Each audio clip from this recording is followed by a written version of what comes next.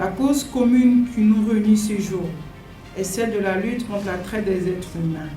Ce fléau dévastateur qui mine nos sociétés et porte atteinte à la dignité et au bien-être de nos populations.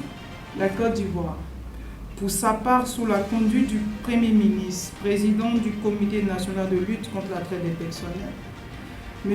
Beremombe, a pris pleinement la mesure du rôle important qui lui revient dans cette croisade contre ce fléau, vu sa position géostratégique. Nous avons les deux phénomènes, migration et immigration, et avoir expertise à nos côtés en Côte d'Ivoire pour nous apporter beaucoup dans le cadre de la lutte contre la traite des personnes.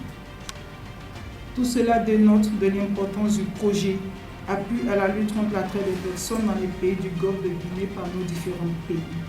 Je saisis l'occasion pour demander au nom de tous les pays ici présents une seconde phase de ce projet, vu le caractère transnational du phénomène de la traite des personnes, son extension à toute la sous-région ouest africaine.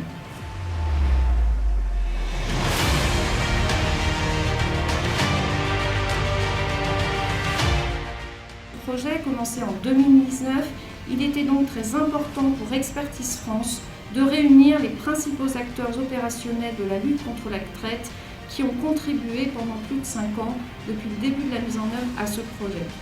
Cet atelier sera un moment de bilan et de retour d'expérience car la lutte contre la traite n'est pas liée à un projet mais doit bien représenter un chemin quotidien continu.